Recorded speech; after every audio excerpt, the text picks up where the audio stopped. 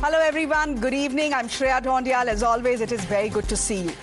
As we wait to see if President Trump walks out of the war he started in the Middle East, there is another war, ladies and gentlemen, that is raging back home in India. It's the war over foreign fundings that has hit a raw nerve in poll-bound Kerala. That, ladies and gentlemen, is our top debate this evening. But before we get to that, the big breaking news that we are getting at this point of time, the Prime Minister, as we speak, is all set to chair the Cabinet Committee on Security on the West Asia war and the crisis that it has led to back home, and not just back home, across the world as well. Now, the CCS, as you know, is India's apex decision-making body for national security, defense expenditure and strategic affairs. This CCS is coming on a day when the government has raised the prices of commercial LPG cylinders, citing a sharp surge in global benchmarks that have been triggered, as you know, by disruptions in West Asia and the supply constraints through the Strait of Hormuz. Let me go straight across to Pragya, who's joining us live on the broadcast. Pragya, we understand roughly and broadly that this CCS is related to the war in West Asia, but any specifics, any details on what is on the table today? Well, it is also about the review of the previous CCS meeting that Prime Minister took, where all the important ministries that are impacted by this war in West Asia, in fact, will be giving to Prime Minister. And there was a presentation. There is going to be a presentation this time as well. Okay. Prime Minister will also take stock of the situation, as far as energy resources are concerned, as far as shipping ministry is concerned. Railway is going to part of that, and also it is an extended CCS. Commerce is also part, of this particular CCS meeting, because there are many areas and many ministries that are being impacted, because of this war on West Asia. We need to discuss about the taxes. We need to discuss about the shortfall, if there is any, in the energy resources and where we are getting our energy resources from, and also the safety of seafarers as far as shipping ministry is concerned. So all of that is going to be part of this particular meeting that Prime Minister is going to hold today at 7 LKM. All right, we leave it there for the moment, Pragya, keeping a track of that CCS meet, which is set to begin any time now, ladies and gentlemen. Meanwhile, in Parliament and in poll-bound Keralam, there was full nrityam over the FCRA amendment bill. Now, don't let the FCRA word intimidate you. It simply means the Foreign Contribution Regulation Bill that governs all foreign fundings that come to NGOs and individuals and various religious organizations in India. These donations fund many things. They fund schools, they fund colleges, they fund orphanages, churches, madrasas, think tanks, and according to the right wing, they fund conversion activities as well. Now, ladies and gentlemen, the bill itself is some 15 years old. But here is why there is a fight and fury over it today. The government has moved an amendment that, if passed, will give it full control over an organization's foreign funds and assets. This will happen in two scenarios. One, if the organization violates FCRA rules, and second, if its registration expires. So, for example, if I build churches and orphanages and old age homes with foreign funds that I'm getting from the UK or the US or Europe, and my FCRA registration expires, then a designated authority, designated by the central government, will take over all my funds, foreign funds, and all these assets that I have built over the years. Now, the government says this is not their move to control these organizations. This is simply compliance. The left and the Congress and the bishops of Kerala are saying this is mainly targeted at churches. Rahul Gandhi, campaigning in Kerala, has gone ahead and said that the BJP wants foreign funds only for the RSS and no one else. Listen in. Now, suddenly we notice that an FCRA bill has been brought in.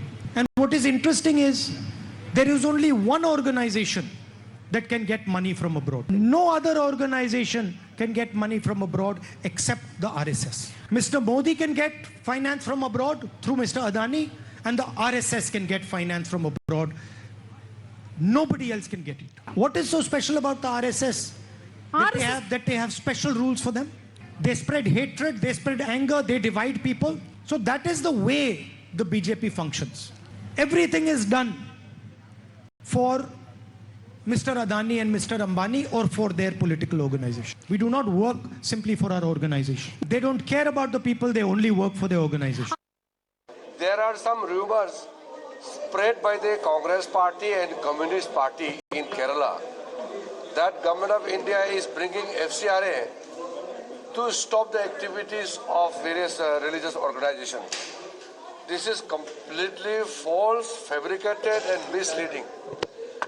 The proposed FCRA amendment bill is only to regulate the flow of foreign funding to India, to check the misuse of any funds for illegal activities in the national interest, because there are certain money which illegally comes and used against national security. So for national interest, for national security, there is a proposed legislation. It is only amendment to regulate the flow of the funds. So I would strongly reject these kind of rumors spread by the Congress party and Communist party. Now, ladies and gentlemen, the government, in its wisdom, decided to table the bill right ahead of the April 9th election in Kerala, where minorities, that is Christians and Muslims, make for 45% of the population. Christians actually make up for 18%. And Kerala, just by the way, is the state that gets the maximum amount of donations under the FCRA. Both the Kerala Chief Minister and the Bishops' Council have now written to the Home Minister, pointing to excessive government overreach. A political fight was bound to erupt, and well, it has. Listen in. I think it's a terrible bill. How can the government take on the right to confiscate schools, hospitals, orphanages built over a century by church groups? The government has no right to take over such schools and colleges. It is wrong. Congress and the CPM want to make more of it, then it is politics. It simply says this: if you have given some reasons as part of your FCRA application and you violate those reasons and misuse the money that you have received from abroad, then it will amount to almost tantamount to money laundering, and therefore you will be running afoul of the normal laws like Money Laundering Act. That is what this reform is about. When the FCRA amendment bill was introduced, I had opposed it on the first principles of constitutionalism.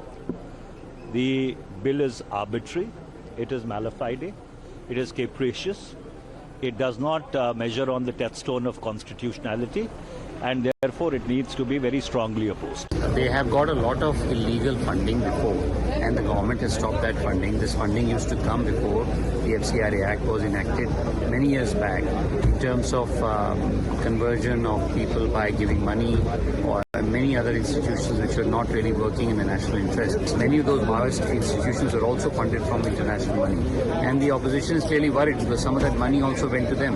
And I think this is entirely right that we stop that money. Yeah, FCRA is the targeting legislation against the Christians and minorities and the NGOs. The NGOs who are doing good job for the people of India is being penalized by this law. This bill is anti-constitutional. This bill is going to be anti-minority. खतरनाक उनके लिए है जिनकी नीयत में खोट होगी, जो विदेशी अनुदान सहयोग लेकर यहाँ या जो अवैध रूप से धन परिवर्तन करना चाहे, जबरदस्ती करना चाहे, छल करना चाहे, या उस अविधाय के माध्यम से अपने परिवार को या अपनी संस्था को जो निजी लाभ पहुंचाना चाहे, उसके लिए यह खतरनाक जरूर है महोदय. Ladies and gentlemen, given the fire and fury, the government has put the bill on hold. Till when, one does not know, possibly after the elections, that would be wise. But if the FCRA fix really communal, or is it being done to safeguard national interest like the government says? My guest this evening, Charu Pragya, back on the show, spokesperson of the BJP. Thank you very much. Namit Saxena is an advocate on record from the Supreme Court. He's on the show because he's also someone who backs the RSS. Hi, Namit. Good to have you on the show. Dr. Pooja Tripathi, spokesperson of the Congress Party. Hi, good evening, Pooja. And S. Balan is a lawyer. He's also a left supporter. He is joining us on the broadcast. Good evening, Mr. Balan. You're back on the show again. Thank you very much. Charu Pragya, has the government of India / the BJP made up its mind why it needs an amendment in the FCRA? Is it because of funds that come in to convert people in this country?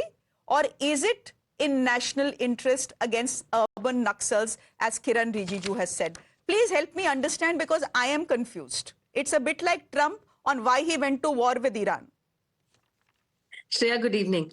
It's always wonderful to be on your show, and good evening and namaste to all our viewers as well. I ask you a simple question.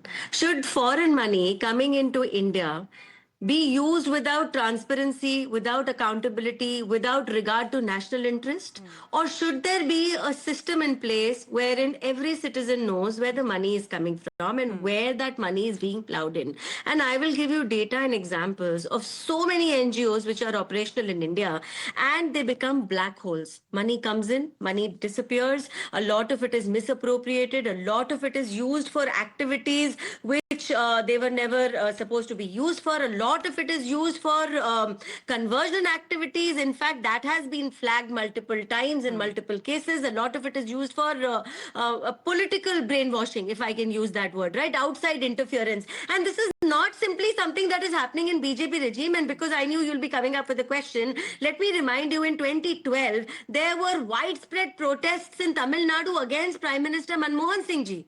And all of this was done with foreign funding. Manmohan Singh ji has said this openly. His statement is on record, where he said that this money was used to stall projects of development in India. And that has happened, Shreya. In fact, for Greenpeace, the estimated loss of GDP to our country is 2 to 3% annually. Look at that mind-boggling number. And as our minister said, the honest truth is that the only one who's afraid of transparency is one who has reason to hide. Okay, so here is the point. The FCRA bill already exists. In fact, it kicked in 2011, some 15 years ago, and has already undergone 3 amendments. The problem, Charu, is with the latest amendment that says if I receive foreign funds, say from the United Kingdom, and I build churches and I build orphanages and I build parks and multiple other things for welfare in this country over a period of years, if my FCRA license expires, registration expires, or if I'm found in violation, not only will the government seize all my funds and use it as and when it wishes, but it will also seize all these organizations that have been built. Which is why the Bishops' Council today is saying, this is, forget the politicians for a moment, the Bishops' Council today is saying, this is government overreach. And this is government overreach targeting specifically the Christian community, because in Kerala, a large amount of money comes from abroad under the FCRA for various Christian organizations. So, Shreya, what is the underlying thing in your argument? The underlying thing is, if your license is not renewed, if you're not complying with the terms and conditions of receiving that funding, that if is very important. That if is the foundation on which any of these arguments stand. So please tell me, why are people looking for excuses to flout the law when they're not following the law in the first place? This entire protest rests on the fact that all of these bishops who are protesting today and all the opposition leaders who are protesting today, they want to comfortably be allowed to run an organization whose license has lapsed, whose transparency is questionable, where they are using funds they don't want to declare to the government. And I tell you this, any person working in national interest is going to take a stand against these kind of statements and say the government's merely asking for accountability. It's a good point you make. I'm going to take that question to Mr. S. Balan. Mr. S. Balan, as someone who supports the left, and we have Kerala's Chief Minister who is now written to the Home Minister as well, along with the Bishop Council.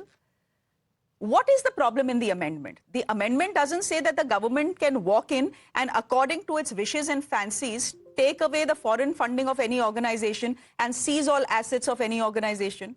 The government is saying if there is a violation in the FCRA rules, and if your license expires / your registration expires, that is when we will step in, and then this designated authority will take away all your money and it will take away all your assets.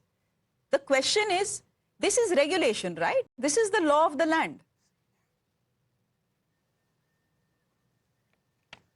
See, if the appearance and the subsistence coincides, there is no need of science. See, to what the BJP spokesperson speak, which is unconstitutional. This amendment, please read 14B, 14B2, chapter 3A, 16A. We can understand this. These amendments per se in violation of Article 14, 19(1)(c), 25, 26, 29 and 30 of Constitution of India. This is also in violation of International Covenant on Civil Rights Society and Political Rights. Having said so, see, there are about 27 lakhs jobs and 34 lakh full-time volunteers. And these are all the people who reach the deep into the forest to help the tribes. Education, health, then basic education during COVID period. They are serving the society where there are Dalits, Adivasis, minorities who are marginalized and vulnerable section of the society. The BJP government doesn't want it. RSS is not a registered organization. RSS is the only organization which receives huge funds for its illegal activities in this country. Why RSS is not restricted?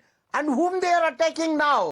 Now they are attacking minority Christians, minority Muslims, minority Buddhists, and in a nutshell, they are the people who reach the needy people in distress. But see, now the BJP basic policy is anti-minority, anti-Dalits. This amendment. Two things. Mr. Balan, two things. I know you're a lawyer and you can make a long argument, but my show is only 20 minutes. Mr. Balan, suniye na. Mr. Balan, please. The point is this. Why will the government do it, especially in a state like Kerala where 45% are minorities, 18% are Christians, and there is an election on April 9th? Why will they do it? You tell me, does it make any political sense for them to bring in an amendment to specifically target minorities? BJP by DNA. Madam, please, RSS and BJP by DNA opposed to minorities, Dalits, Adivasis. It is a DNA problem of the RSS. This is a Nagpur issue. So violation of the constitution, it is illegal amendment. It is anti-people, anti-national. It is unconstitutional. It is illegal. Namit, Mr. Balan, this is Charu, and then I'll let Namit come in. Yes, Charu. Of course. No, very quickly. I'm not going to take time. Sir, you come from my profession. You're a lawyer. And in your entire argument, you couldn't put forth one fact which makes sense with logic. Not even one, sir. Randomly, Nagpur mindset. Randomly, RSS. Random nahi hai, Charu. No, it's very random. It's very random. Rahul Gandhi has said. 1 second. No, Rahul Gandhi has also said it very randomly. But here is my limited point, Shreya. Very limited point. My limited point is that in any case, what is supposed to happen to a structure or a park or anything at all if the people who are supposed to be taking care of it cannot do that because they are not a valid organization anymore? The license has been cancelled. Shouldn't the government take care of it? No, the government is all powerful. No. The government is all powerful. It is up to the government whether they want to renew the license / registration of any organization under FCRA. That is not arbitrary, Shreya. In this world of media, with people like you sitting there in a very fair way, scrutinizing everything with logic, are you trying to tell me that absolutely anything can happen? This black box needs to be opened and some light needs to be shown, right? To organizations who proudly go around and say we can affect election outcomes. Is that something we want? Who proudly go around and say that, we are going to be impacting activities, stalling like things like coal mines, nuclear projects, mining projects. Look at the loss of revenue our country is suffering. And it's a bit rich. I'm sorry, because I will say this in spite of being a BJP spokesperson and my party is in power in the country. In any case, all temples of Hindus are under government care, sir. Minorities have everything so much easier in our country. Please, your arguments, first of all, are illogical and you've not stated one fact, not even one fact. Okay, I want to Pooja, put that on record. Pooja, can you come in here? Now, what Charu is saying is that it's, things are not this arbitrary and Mr. Balan has suddenly brought in the RSS for no good reason. The point is, it's not just the left that is bringing in the RSS. It is also Rahul Gandhi while he was campaigning in Kerala. And the last I saw him, he was posing with Yamraj. Wo bhi photo dikha dena bhai, producer ji. That was the photo of the day today. Yeah, there it is. Yes, Pooja Tripathi. I mean, I understand the opposition to the new amendment. And you as opposition are well within your right to raise the concerns that Christians in Kerala are raising. But to drag in the RSS for no good reason, does the FCRA anywhere say that all organizations in this country will be governed by FCRA except RSS? RSS ko kahin se bhi fund aaye. Narklok se bhi fund aaye, we will not check. RSS is holier than thou. Shreya is not yet registered. But the FCRA covers them also is the point I'm making. Registered, but they are having a foreign agency to do their PR. So RSS is the holier than thou, no rule of law, nothing goes for the RSS. But the hypocrisy I want to point out here is, you just pointed out every nuances of the bill. The hypocrisy I want to point out is the words like transparency, accountability coming from a party that has gate-sealed PM Cares Fund. No RTI disclosure, no public donors list, no parliamentary scrutiny, nothing. It's a Prime Minister Cares Fund and not a private fund with official emblem, official positioning. But no, everything has been gate kept. The same party which, ironcladed single rupee of electoral funds went to Supreme Court, fought tooth and nail, wants to talk about transparency and accountability. And now you talk about we will not take any arbitrary action. Pulling down social media content of a person who is making an innocent reel on how Prime Minister hugs and laughs with, foreign head of states is being taken out, banned across everywhere. A college student makes a reel on how crowd was folded for Prime Minister Modi ji's rally for the Zevar Airport inauguration. It's put down. Her account is banned. So when the word that is often used, abused, and what do you say? It's abused arbitrarily is anti-national. Achha. These are the people, and that's why when you're saying you are doing an executive overreach by putting up an agency, these organizations have stepped in where government didn't. And that's where they have built up their assets, both movable and immovable, which, they want to capture it by any hook or by now crook. you please help me understand where the RSS came in, because Rahul Gandhi has dragged in the RSS, and why this entire issue of conversion comes in and Christians being targeted, especially in Kerala, come in. This is then, a political trick that the Congress party is pulling.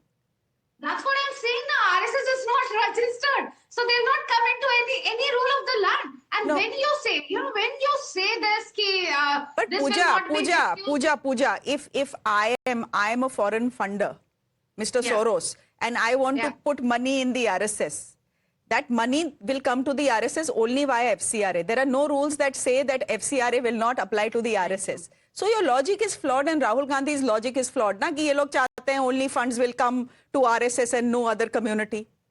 That logic is flawed, right?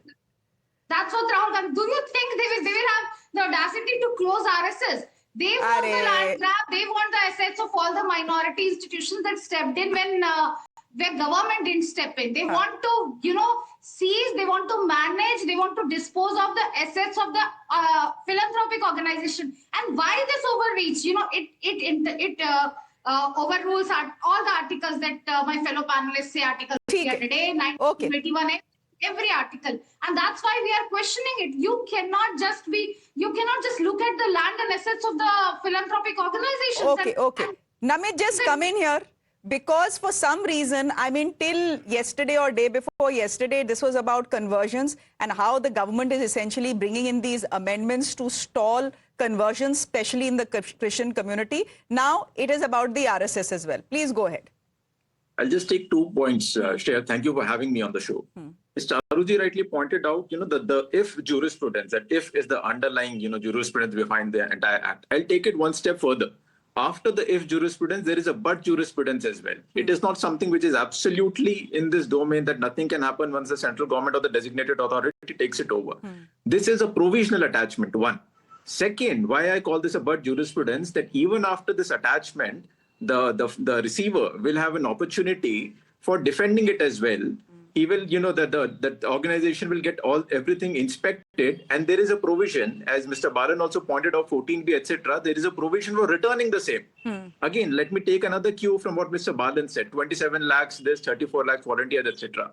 Once the registration expires or is not renewed or gets revoked or suspended, see, these 27 lakhs people cannot be abandoned. That is why the designated authority will take over this and run the asset till it is actually returned. Namit, but in our country, process is the punishment. No. You know this. See, but no, the due process in the is Supreme Court. So it is not that there is no due procedure laid down. There is a due procedure given, and it is settled law that something is to be done in a particular manner. It has to be done in that manner alone, or not to be done at all. So this is what this act lays down. See, and this act is of 2010. This only amends 14B, 16A, etc. That once you are found that you are not using these foreign contributions to the logical conclusion, and your license is not renewed, we will take it over. We will provisionally attach it. And after that, you'll have an opportunity to get everything inspected, and then you can have it back. But the government has every right not to renew that registration. It has happened with organizations. It is not something that the government's decision is final. Please, take care of Shreya. It is not something that, the central government says and it is final. It is judicially reviewable. And there are appeal mechanisms provided. It is not something that, one gentleman sits in a closed AC room, decides everything. There is a provision for appeal. It is not something which, once done is done. But Charu, okay, I understand that. But Charu, here's the point. There clearly is a problem with the amendment. If the government has decided to put it on hold, it may have decided to put it on hold because it realized that the timing was terrible, couldn't have been worse. There's an election in Kerala on April 9th, and the BJP is trying hard to make some inroads there. So there was a problem, right? If it has been put on hold, kuch to tha na problem. No, Shreya, let's not look for problems where none exist. See, I want to make one thing very clear. As you only pointed out, FCRA has been amended several times, and this amendment was very necessary. I want to, in fact, go back to a time a few years ago when the then NCPCR chairperson, Priyanka Arungoji, had flagged off several NGOs receiving FCRA funding, and their licenses had been cancelled on due diligence conducted by NCPCR. And the reason was that there was child trafficking. There was, in the guise of providing a safe home, all kinds of misdeeds and misactivities were happening. Conversions definitely were happening. Now, it just comes back to the larger question. The person who's afraid of transparency is afraid because that transparency is going to expose them and their misdeeds. Mr. Balan, as simple as that. I will give you 10 seconds to respond. Only 10 seconds. You have a problem with transparency. This has nothing to do with conversions or Christian institutions being attacked. No. See, religious conversions used as a bogey for amending the law. See, we have been seeing ever since Mr. Modi came to power, all institutions have been vandalized, devastated. See, now they are targeting minorities. This 16A, the RSS person will be appointed as a caretaker. He can decide anything without undergoing a judicial process. All these amendments deliberately attacking minority institutions because they reach the poorest of the poor. You should know 100 crore Indians are poor. They are paid very less, vulnerable, marginalized. This is the organization which reach them. See, I am a trade unionist. I am an activist. I know who go to slum. I know who go to the people when they are in distress. And they are the people who help the deceased. They are the people who give education to the people who are not affordable.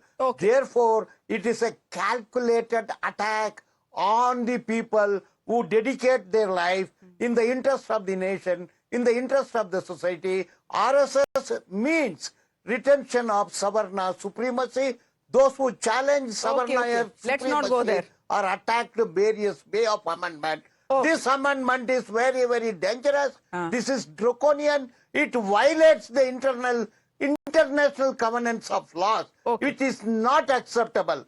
This will put the poor into distress. All right. We'll leave it there. My point was that I needed to hear from all sides. I wanted our viewers to hear from all sides. I think they have done that. They will make up their own mind. But for the moment, ladies and gentlemen, after all the uproar we have seen over the FCRA amendment bill, the government has decided to put it on hold. Till when? They are pretty vague about that. We'll wait and see how this story progresses. For the moment, I'll wrap it here. Thank you very much, Charu Pragya, for joining us on the broadcast.